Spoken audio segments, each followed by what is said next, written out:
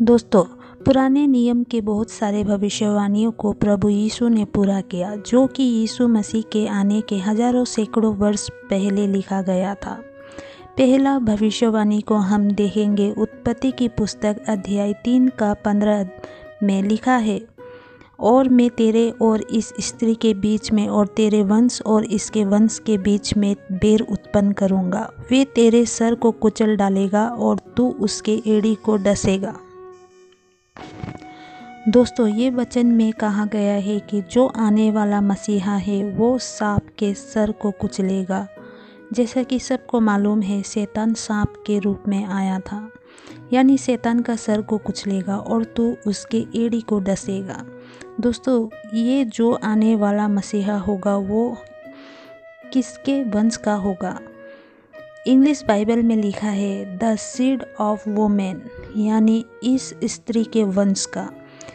दोस्तों, यीशु मसीह के जन्म से पहले ये वचन हैरत करने वाला वचन था या आश्चर्य में डालने वाला वचन था, क्योंकि कैसे ये जो बीज होगा वो सिर्फ औरत का ही होगा और आदम का क्यों नहीं। और इस हैरत कहे या आश्चर्य करने वाले वचन को उत्तर मिला जब यीशु मसीह का जन्म हुआ। लूका 1 अध्याय का 30 पद में लिखा है, स्वर्गदूत ने उससे कहा, हे मरियम, भयभीत ना हो, क्योंकि परमेश्वर का अनुग्रह तुझ पर हुआ है। और देख, तू गर्भवती होगी और तेरे एक पुत्र उत्पन्न होगा, तो उसका नाम यीशु रखना।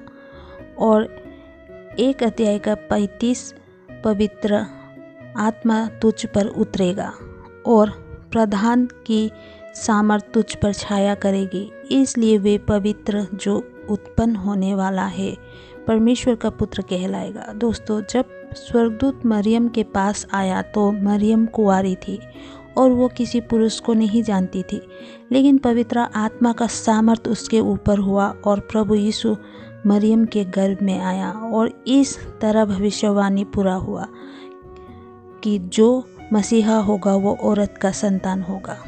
पुराने नियम में लोगों को ये पता था कि ये भविष्यवाणी कैसे पता नहीं था कि ये भविष्यवाणी कैसे पूरा होगा, पर जब यीशु मसीह पैदा हुआ तो ये भविष्यवाणी प्रकट हुआ और पूरा हुआ। दूसरी भविष्यवाणी ये था कि जो मसीहा पैदा होगा वो यरूशलेम के बेतलहम में पैदा होगा। और ये भविष्यवाणी हम देखेंगे मीका 5 अध्याय का 2 पद में लिखा है, हे बेतलहम एप्राता, यदि तू ऐसा छोटा है कि यहूदा के हजारों में गिना नहीं जाता, तो भी तुझ में से मेरे लिए एक पुरुष निकलेगा जो इस्राएलियों में प्रभुता करने वाला होगा, और उसका निकलना प्राचीन काल से वरन अनादिकाल से होता आया है। दोस्तों, इस पद में साफ लिखा है कि जो मसीहा है वो इस्राएलियों पर प्रभुता करेगा, वो बेतलहम में पैदा होगा। और अब मत्ती 2 अध्याय का 3 और 5 में इस भविष्यवाणी को पूरा होते हुए पाते हैं। लिखा है, ये सुनकर हेरोदेस और उसके सारा यरूशलेम घबरा गया, और उसने लोगों के सब प्रधान याजकों और स्त्रियों को इकट्ठा करके उनसे पूछा, मसीहा का जन्म कहाँ होना चाहिए? उन्होंने उससे कहा, यहूदियों के बेतलहम में, क्योंकि भविष्यद्वक्ता के द्वारा लिखा गया है। दोस्तों, एक बात में ध्यान रखें कि जो मीका का पुस्तक है वो मसीहा के आने के हजारों सैकड़ों वर्ष पहले लिखा गया था, लेकिन जब हम प्रभु यीशु मसीह के बारे में नए नियम में पढ़ते हैं तो पता चलता है कि मीका की पुस्तक में लिखी गई हर भविष्यवाणी पूरा हुआ। वाकई में ये एक हैरत करने वाली बात है। अब तीसरा भविष्यवाणी में हमें पढ़ने को मिलता है कि जो मसीहा होगा वो अपराधियों के बीच में मरेगा। दोस्तों, एक बात मैं यहाँ पर बता दूँ, ये 3 भविष्यवाणी ऐसा भविष्यवाणी है जिन्हें यीशु मसीह खुद भी कंट्रोल या फिर यूँ कहे कि बदल नहीं सकते थे। अब तीसरा भविष्यवाणी देखें, यशायाह 53 का 8 से 9 में लिखा है, वो जीवितों के बीच में से उठा लिया गया और मेरे ही लोगों के अपराधों के कारण उस पर मार पड़ी। उसकी कब्र भी दुष्टों के संग ठहराई गई और मृत्यु के समय में वह धनवान का संगी हुआ। यद्यपि उसने किसी प्रकार का उपद्रव न किया था और उसके मुंह से कभी छल की बात नहीं निकली थी।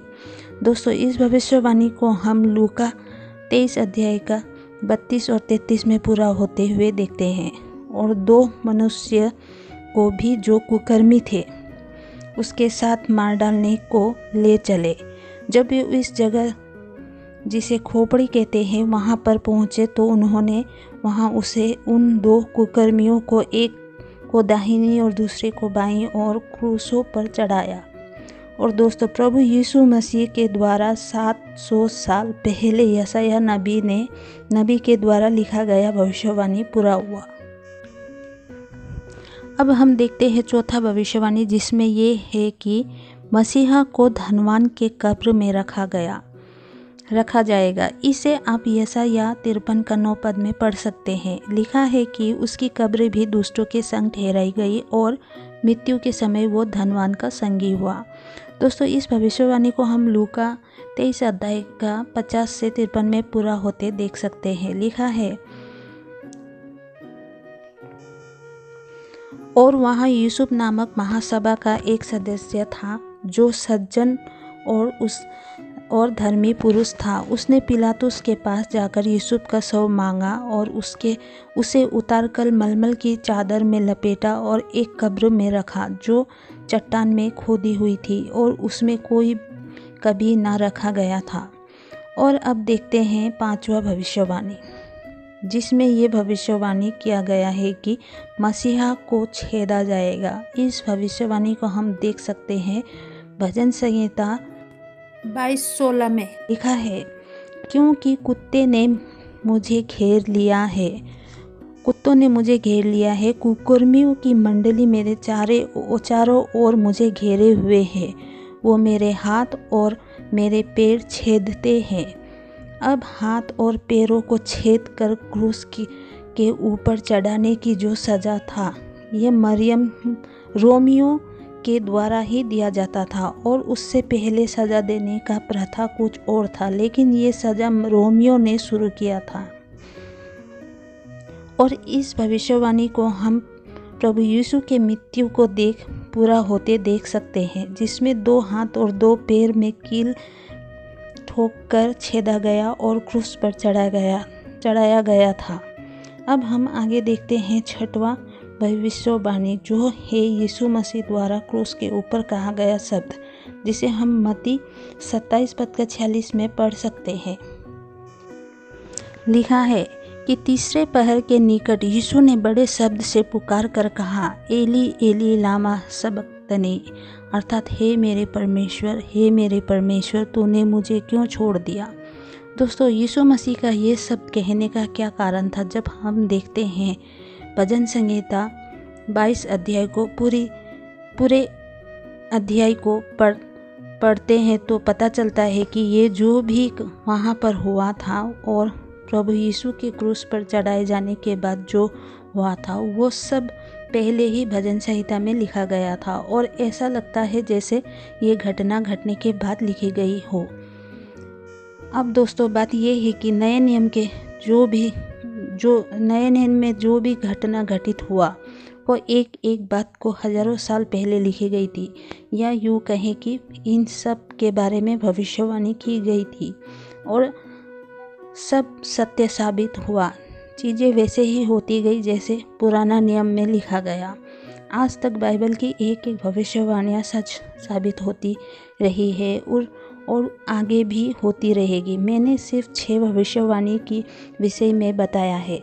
ऐसे अनेकों भविष्यवाणियाँ हैं जो सत्य में होती आई है। इसलिए कहते हैं बाइबल का वचन जीवित है। अगर आप बाइबल को ध्यान से पढ़ें तो खुद को भी जान पाएंगे, क्योंकि वचन के द्वारा परमेश्वर आपसे बात करते हैं। दोस्तों, आज का मेरा ये वीडियो कैसा लगा सुनकर please like share and subscribe कीजिएगा। मेरे अगले वीडियो आने तक आप सबको जय मसीह की।